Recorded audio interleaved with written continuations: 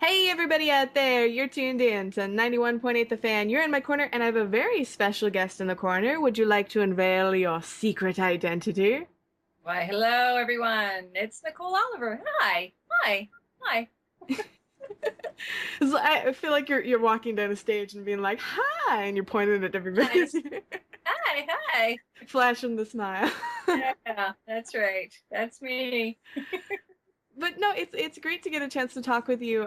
For the first year ever, our group was invited to BronyCon last year, and Oh, I believe you also attended. yes, it did. Yes, it did. It was awesome. So much fun. That was an interesting experience for me because I am not a part of the fandom, if you will. Yeah.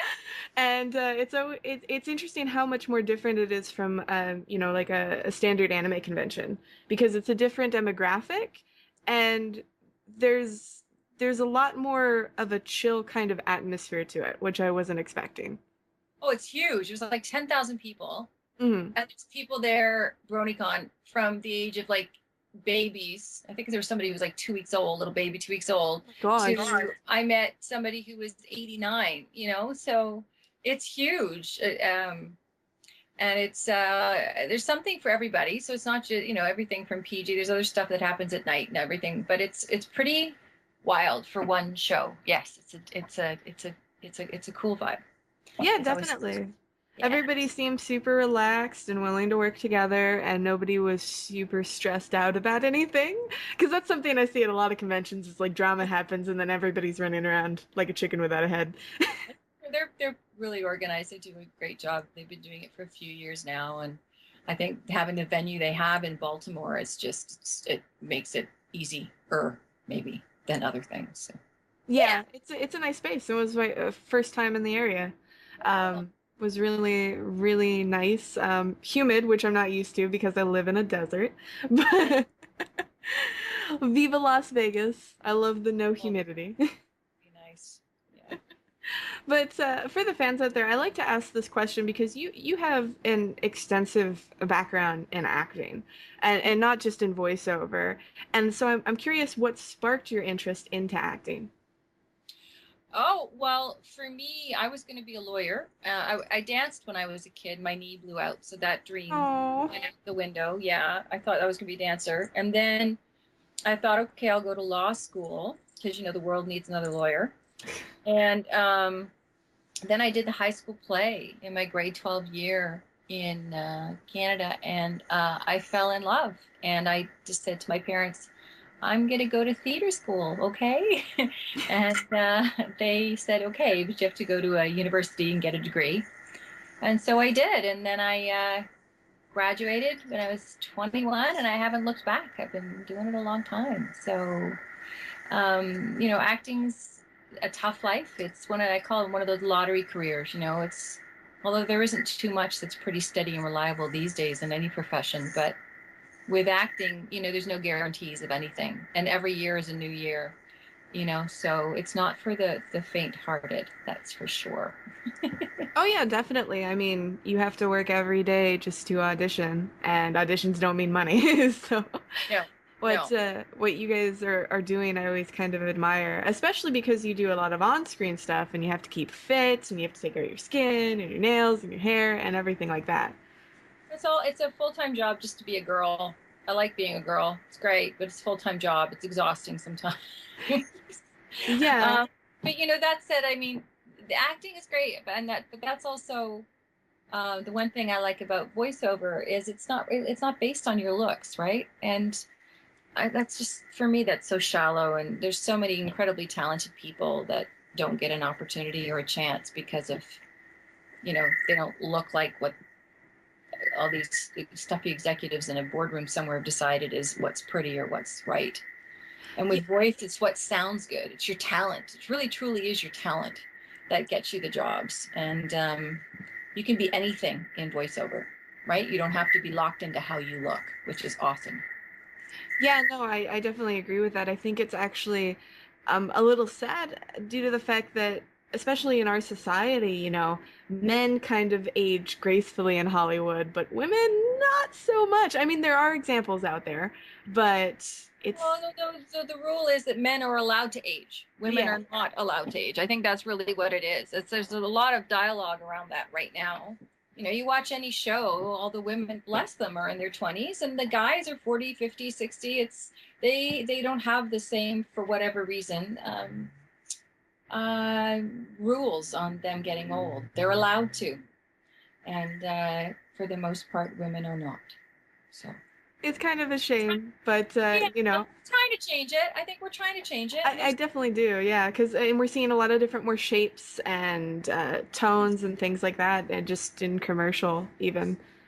Yeah, well, I mean, Barbie brought out a whole new line. So there you go. It's got to start somewhere, I suppose. But yeah, we're really trapped to how things look, and I, again, I think with voiceover, it's awesome because the artistry part of it is, sure, there's drawings of characters and different, some anime is drawn quite voluptuous and all the rest of it, but really the performers who are doing the role, you don't have to look like the character you're portraying. You just have to sound like them, and that's really freeing as an artist. It's really great.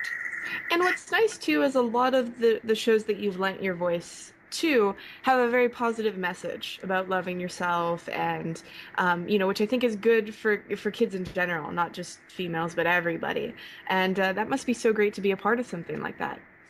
It's really great to be an ambassador of those messages, and I take it very seriously. I mean, I have two kids myself now, so um, to be able to be parts of shows that allow for diversity and that there's a place for everyone and that you're stronger together, those sort of messages, um, I think, need to be shouted and echoed more in today's society. So it's great to be able to have the opportunity and the platform to do that.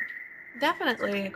And, bringing up once again bronies, because Yeah. I know some of my fans in the chat are just like, ask more questions about, so, I'm following your whims. But, for the fans out there, I think it's interesting the audience that responded to that show. Obviously, little girls did as well, but a lot of, older adults did just because the message was so, as I said, kind of love yourself and you're special and all that other stuff. It has a very nice way of I don't approaching. think anyone could have predicted the reach it has and continues to have, and the different groups of people that it resonates with. It's just one of those pop cultural kind of things that happen, and you go, okay, let's go for the ride.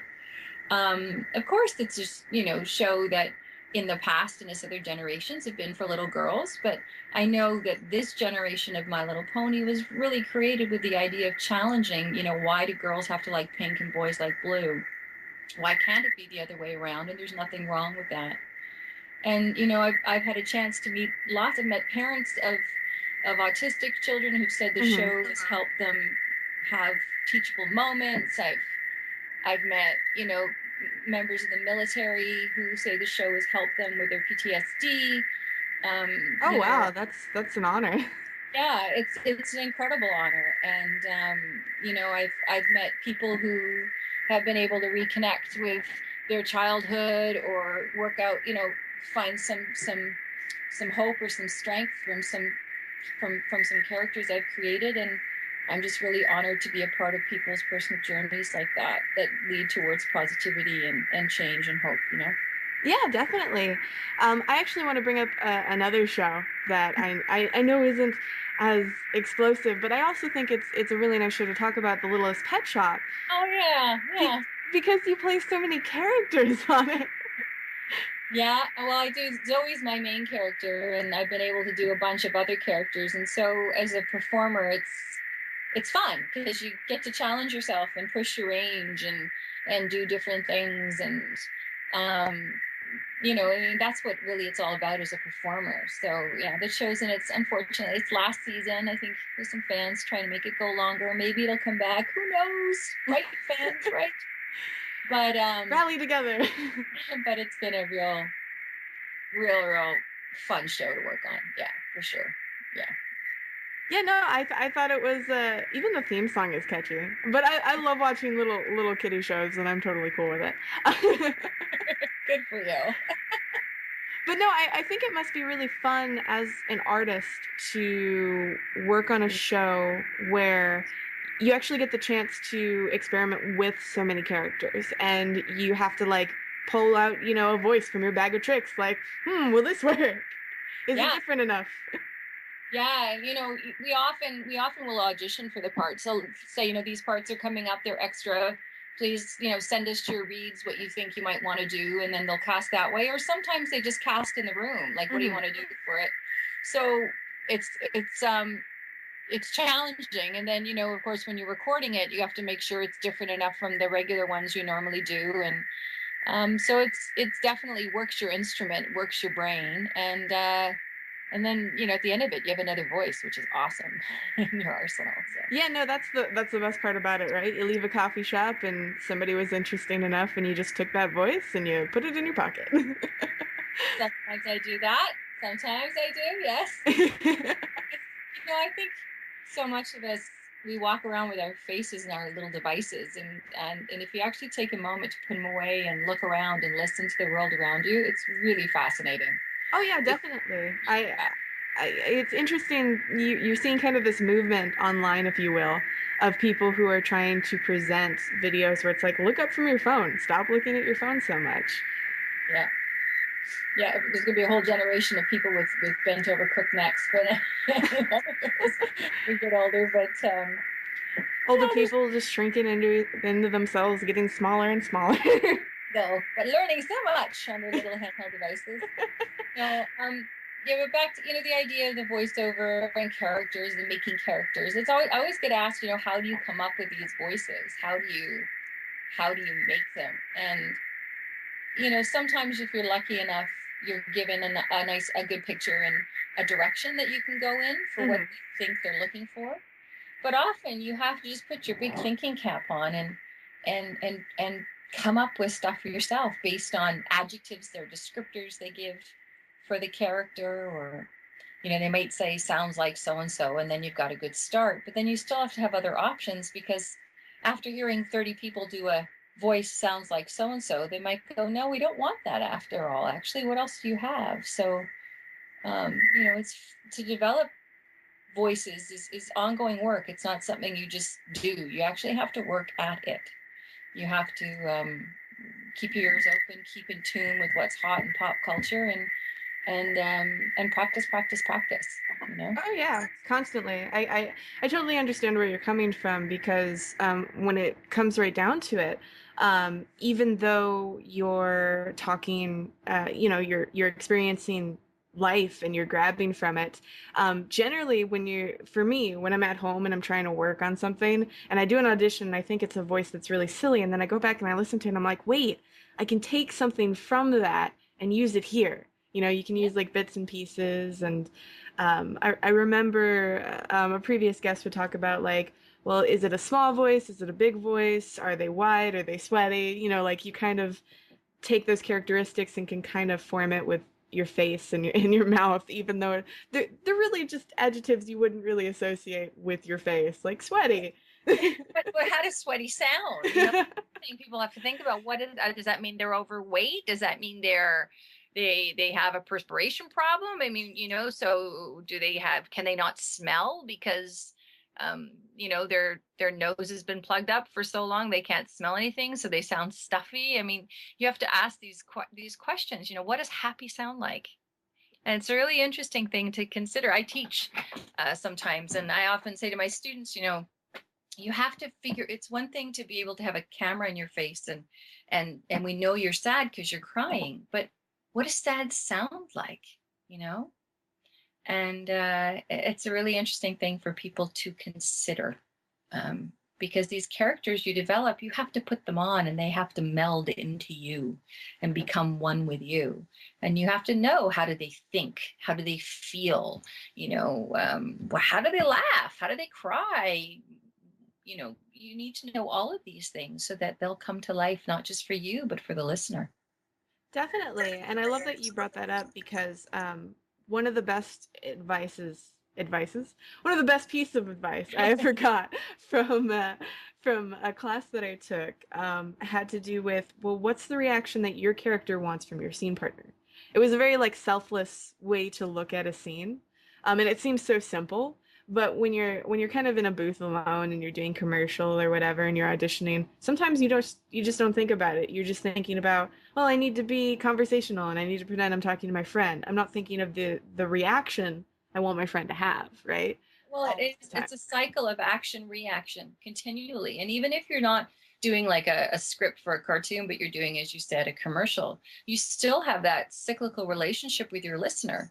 And though you can't see them and they're always different, you can decide that, okay, I'm selling Tropicana orange juice and I'm going to be talking to my mom.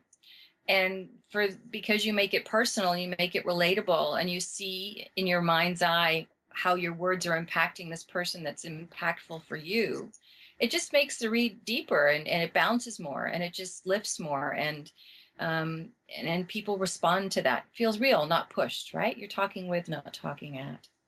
Exactly. And actually, that's great that we had that conversation because I don't have to ask the dreaded question, how do you get into voiceover? Instead, I can take a short break here on 91.8 The Fan. So don't go anywhere because our special guest isn't. Keep it tuned to your favorite station where we play everything you want and nothing you don't.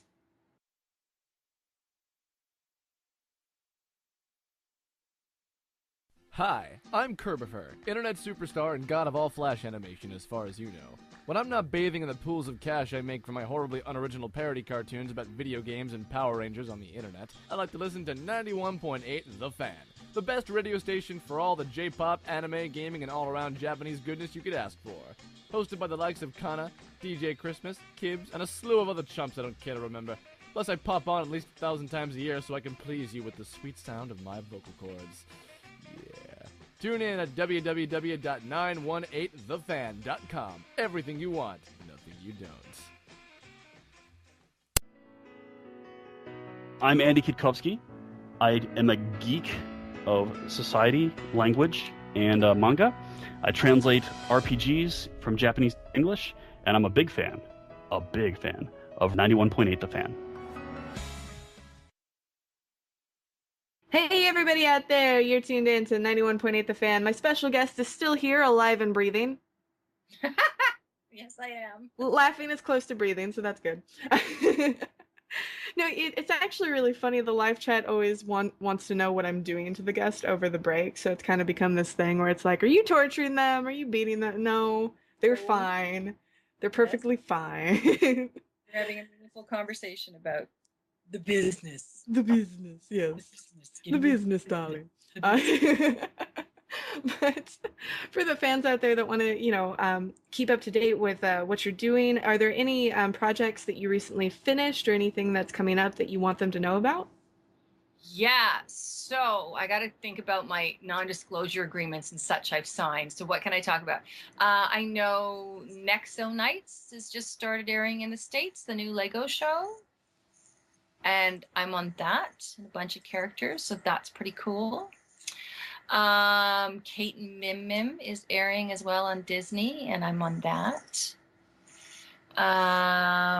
They did say that there will be a season 6 of My Little Pony. So that's all I can say about that without people tying me up and taking me away. We know that those NDA ninjas are right outside your window just waiting. I actually shot a feature film before Christmas called Phil, A Tale of Flossing and Plumbing, and that's Greg Kinnear. He was in As Good as It Gets and a bunch of other movies. He's a fantastic actor. I played his ex-wife, and that'll be coming out later this year. I have a guest star turn on a television show that'll be airing in March, and I'll be tweeting about it soon. I'm not allowed to really say anything yet, but it's a cool show with maybe some superheroes. So that's coming up in March on camera. And lots of cartoon stuff, lots of voice stuff. I started doing some public speaking, and that's been motivational speaking, and that's been fantastic. So not really a dull moment. And I'm doing a yoga challenge now too because I don't have anything else to do. So yeah, that's lots going on, lots and lots going on. Yeah, no, it seems that you're keeping busy, and if people want to keep up to date with what you're doing or your yoga challenge, do you do the social media thing? Yeah, so I'm on. I do Twitter. I kind of I'm very loyal, and I really only have patience for one of them. So I'm on Twitter. I'm at Mouth Noise, MOUTH, like the body part, NLIZE. So follow me on Twitter and keep up with my antics. And every once in a while, I go on Periscope and I broadcast live from really random places. So when I broadcast from Madonna's concert, I was at another concert. I like to go to. I'm going to go do the Vancouver Wine Festival. So I thought maybe I'd do a little broadcast from there as well. So I like Periscope. It's fun because you can kind of dip in, dip out, and share what you're doing at that moment with whomever happens to be seeing that you're live. So I like Periscope, but I'm always so late, and then it's like broadcast not available. I'm like, no, I'm too slow. You gotta be on it. You gotta be on it. So. Yeah, so those are really my two. I'm Facebook. I can't stand. I can't stand Facebook either, so I'm totally in your camp. Facebook, Instagram. You know, I've got some accounts on things just because you want to hold your place till somebody takes, so someone doesn't take your name. You know, it's kind of sad, but yeah, I Twitter's my thing. 140 characters in and out, done. Pictures, good times. See ya. It's great. And you also have your official website too, in case there's any conventions listening or casting directors or anything. NicoleOliver.com. I have all my press pieces up there and my demos and yeah, I'm gonna start adding you know, what I'm up to kind of thing. But it's a lot to manage all that. Oh yeah. I mean, I have people to help me, but every once in a while it's like, oh, stop talking about yourself. I'm gonna go make dinner for my family. Can I say personally, I really loved the theme of your character demo. How it was through the different like TV stations. I thought that was really creative. Thanks. Well, you know, it's always trying to find a way to make sure that because that people are going to listen to it, that it's a little different, you know. So I think when people are making demos, you want them short and sweet, but you need to have, especially for animation, some sort of a theme behind it that you know, I've seen some people write a script and they voice all the different characters in it. I think that's really cool. Definitely. Yeah. Well, for the fans out there, since we're nearing the end of this interview, I was wondering if you'd be willing to participate in a 91.8 The Fan tradition. Okay. She's like, I'm not sure. We ask everyone this if they'd be willing to say a line for us, basically a radio bump. Live on air. Awesome. Sure. Sweet. So basically we ask if you could say, hi, my name is, you insert your name. I do this. You can put whatever you want there. And you're tuned into 91.8 The Fan. Okay. So whenever you're ready. Sure. Hi, I'm Nicole Oliver, and I am an actress, and you may have seen me on the big and little screen and heard me on cartoon shows like My Little Pony, Littlest Pet Shop, Lego Nexo Nights. Anyway, you are tuned in to 91.8 The Fan. Perfect. Very awesome.